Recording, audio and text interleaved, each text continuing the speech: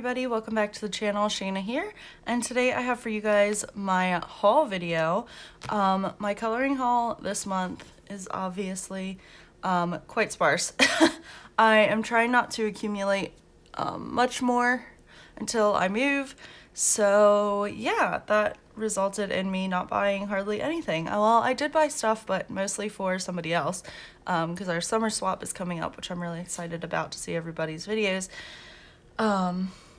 But yeah, so let's go ahead and just dive right in. There's not too much to show you by way of coloring, but I did kind of go a bit wild with reading books this month, and I'm going to show you guys those too, but if you don't want to stick around for that, it's totally fine. This will be a pretty short video for you guys, but if you are interested in the reading side, which I feel like I have been more focused on than coloring lately, which has also kind of contributed to my little slump, then, I mean, obviously, since I have so many reading books. But yeah, I am trying to just not, but I did buy most of these before it was set in stone that we were moving this month. So yeah. Anyway, let me shut up and we will go ahead and get started. So the first one that, well, I bought these two at the same time, so it doesn't really matter, but I did pick up Tetris Color by Colors by Kara Shershneva, and I really like this book. It is a challenge, and some of them I have no idea what they are. That, I think, is a rose. But I really... Is that a dog? It kind of looks like a dog, but that would be a really long snout. I don't know. So, yeah. I had a lot of fun with this one that I talked about in my finished pages. It just takes a little more concentration than the regular Color by Colors, but if you're not too concerned with bleed through and all of that, you can kind of just go about it normally. Some of them were a little bit harder to tell apart, but it wasn't too bad. I think the next one I'm going to do is this one because I screwed it up without putting a blotter page down, so that might be a challenge, but you know, here we are. But yeah, I really am excited to do more out of here. And then I also picked up Summer because it is summer or almost summer. Summer for most school kids because they're out of school by now. I know Florida is at least. So yeah, and these are super pretty. That's the page that I did, and I said in my video, I think this is my least favorite page. I still think it's pretty. It's just harder to decipher what's going on. I know it's a sunset, but like, are those mountains? What is that? I don't really know. So I'm excited to color more of these, and I think that one is going to be my favorite. I just love those colors and the citrus. So yeah, I'm excited to do more of these this month, hopefully. And then the next one, well, I guess we'll go with this first, is Coloring Heavens Steampunk Special. I was going to do a flip through of all the Coloring Heavens, but I think I'm going to save that for my collection video, which I want to do once I'm all moved and settled. And you guys will have to let me know. I'll put up a poll too if you want me to do a collection with full flip throughs of everything. That'll be more parts and probably like every other week or so is what I'm thinking. Or if you just want to see the collection, me to do like a little flip like this and talk about it and then show you my finished pages and then move on. So yeah, you guys will have to let me know. But I enjoy this more than I thought I was going to. The grayscale is really pretty, and I like the subject matter. Like, this one's Peter Pan, that one is obviously Wizard of Oz. That one's a little weird for my taste, but they're actually kind of cool. My problem is I don't know if I want to color them, but I like looking at them a lot. So that's cool. That one's weird. I guess I haven't flipped through the whole thing, but that's pretty cool too. Yeah, it's neat. I do like the steampunk stuff. It just intimidates me because there's so much going on always. These are a little bit less intimidating. But yeah. So I like it. It's not my favorite issue ever, but I do like it. We'll see. So yeah, so that is really all that I got for coloring. And then in my Coloring in Classics subscription, which I don't know if you guys want to keep seeing me unbox those, but this month, it was kind of late and I was just like, I'm just going to open it. So in that one, I got the Family Guy book, which is, I don't have here because it's packed away and ready to go to its new home. And then I got this, Casual Crosswords, which I think is really fun. I'm not very good at crosswords, but, and this paper looks super old, 2009. But I thought it would be fun, like, to take on, like a plane or a trip, with other people that you can all kind of guess at what maybe the crossword is, like the word is. So yeah, I am gonna hang on to this. I don't know that I'll do every puzzle in my life, but I'm gonna try to do a few, and if I like it, great. If not, my grandmother loves crossword puzzles, so this could be hers as well. But I think I'm gonna hang on to it. I do like that one. And then also in that book with the physical book is this one, and this will kind of be our segue into the books that I picked up this month if my pile doesn't topple over. Is Jessica Barry Freefall. I haven't even read the synopsis because I think it's supposed to be a thriller, and I'm trying to get out of the habit of reading the synopsis. Synopses, is that the word? I don't know. But we'll go ahead and read it for the sake of this video. When her fiancé's private plane crashes in the Colorado Rockies, Allison Carpenter miraculously survives, but the fight for her life is just beginning. Allison has been living with a terrible secret, a shocking truth that powerful men will kill to keep buried. If they know she's alive, they will come for her. She must make it home. I guess that's good enough. So yeah, she's obviously hiding something. And yeah. Interesting.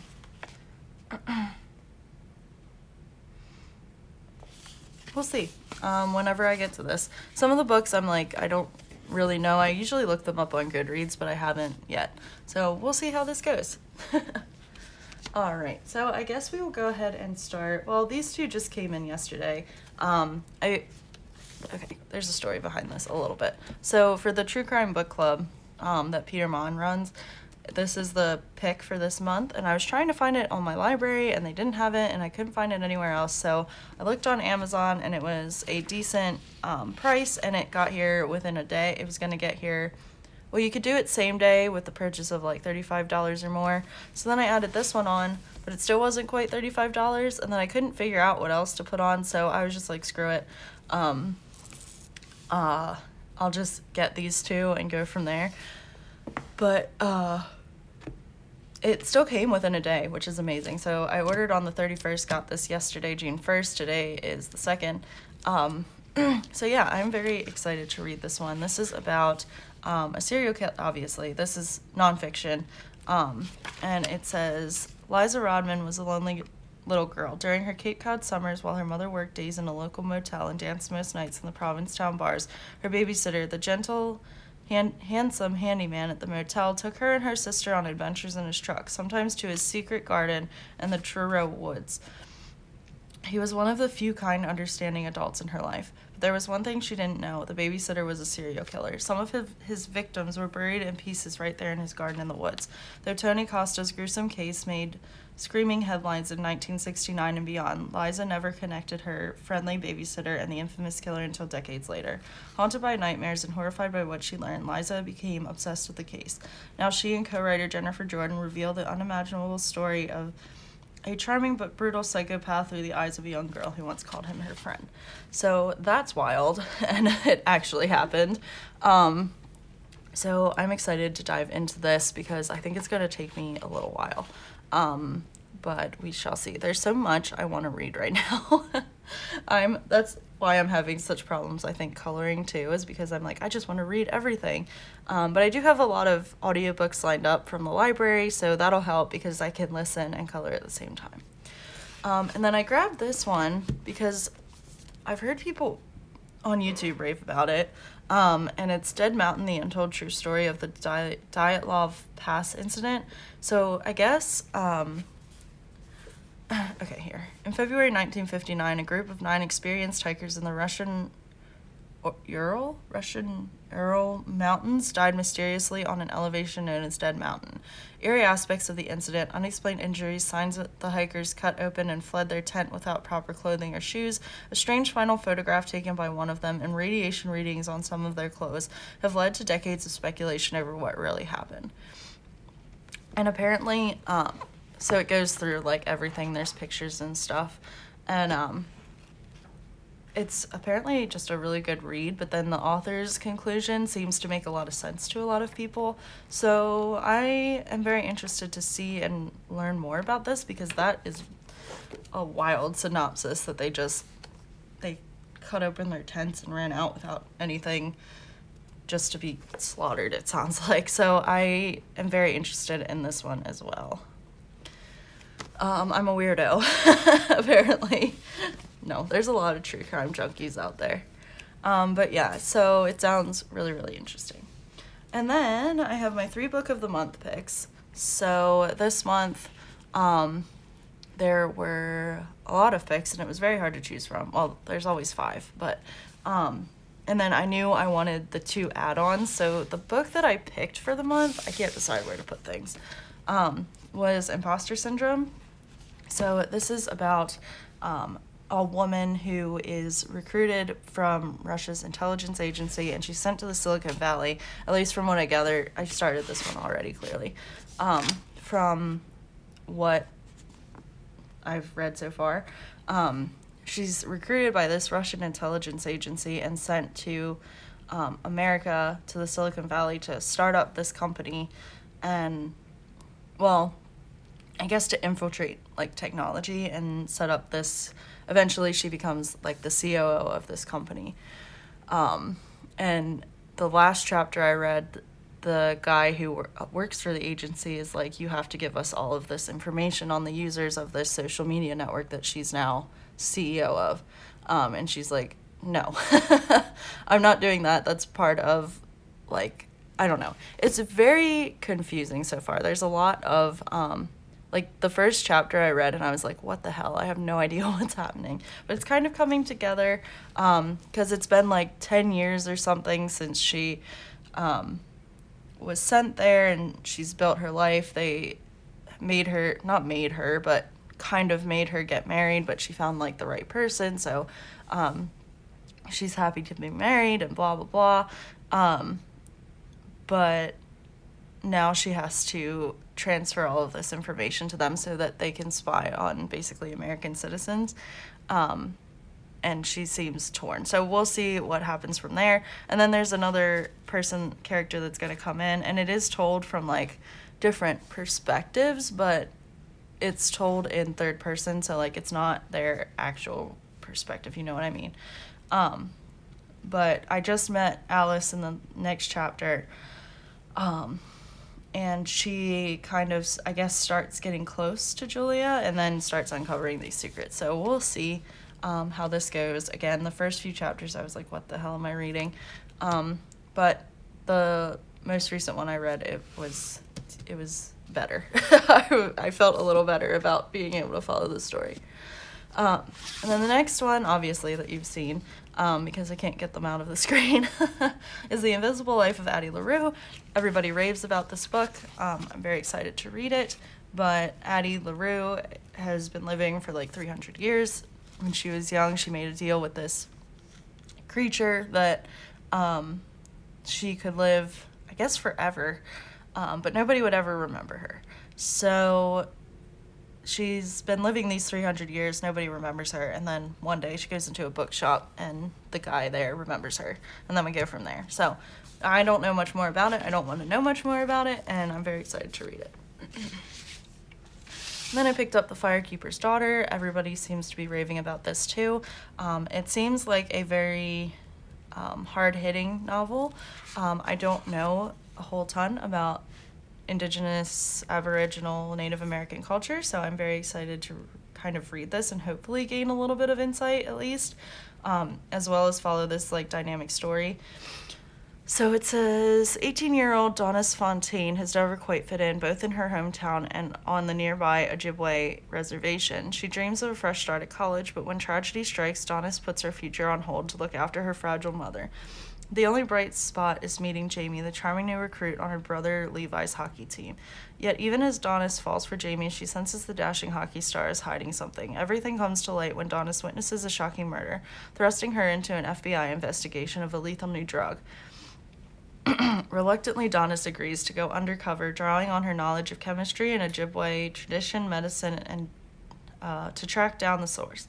But the search for truth is more complicated than Donis imagined, exposing secrets and old scars. At the same time, she grows concerned with an investigation that seems more focused on punishing the offenders than protecting the victims. Now, as the deceptions and deaths keep growing, Donis must learn what it means to be a strong... Oh God, I'm not even gonna try to pronounce that one, but it's Ojibwe woman, is how it's translated. And how far she'll go for her community, even if it tears apart the only world she's ever known. And this is, I guess, a thriller, but it also is kind of contemporary, and this is a debut author, so I'm very, very excited to read this one, but she thick. This is a big one. So I want to be settled, I think, and maybe I'll take this like on my trip home or something to read at the airport because it is big and I need time. The writing is a decent size though, so that's good. I hate when it's a massive book and the writing is like 0.2 font. All right, and then I picked up Fight Club, which is kind of self-explanatory. I had a free book on Thrift Books, so I picked this one up. I've never seen Fight Club and I've never read the book, so that's why I wanted to read the book so that I don't get spoiled for the movie. I mean, I don't really have a desire to watch the movie, but I didn't realize it was like a thriller and has like twists and turns, so I'm kind of excited about that. And yeah, I'm gonna go ahead and read it. I kind of wish it didn't have them on the cover, but whatever. It was free. Can't complain. I don't like Ed Norton, so seeing his face angers me.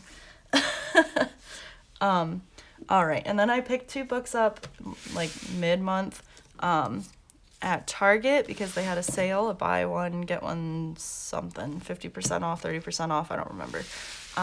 So I picked up You by Caroline Kepnes, and obviously this is also an adaptation. I don't know if I'm going to be able to get these stickers off. But yeah, so this is about basically a stalker. It's told from his perspective and he's stalking this woman, and that's pretty much all I know. Again, I have not seen the adaptation because I want to read this first. I tried listening to it on audiobook and I got very confused about what was happening. I think I was listening too fast, but also because it's told in second person, like you did this, you did that. I did this, I did that. It got very confusing what was dialogue and what wasn't. So, yeah. I'm going to go ahead and hopefully read this soon. I know everybody raves about it, and I know Danielle said it's one of her favorites, so. And then I picked up this book, which is something very, very different for me because I believe it's horror, and I'm petrified to read it. But I'm also very excited to read it because one of the YouTubers I watch, Gabby Reads, she loved it. And I don't know, I've been in a weirdly weird, creepy mood lately, I guess. But it says, be careful what you wish for. When social worker Jax receives 9 missed calls from her older sister, Lexi, she assumes it's just another one of her sister's episodes. Honestly, I don't really want to read the synopsis. I'm afraid it's going to ruin something. So what I know of it from other people talking about it is that, and I'm sorry if this is distracting, but I gotta get it off.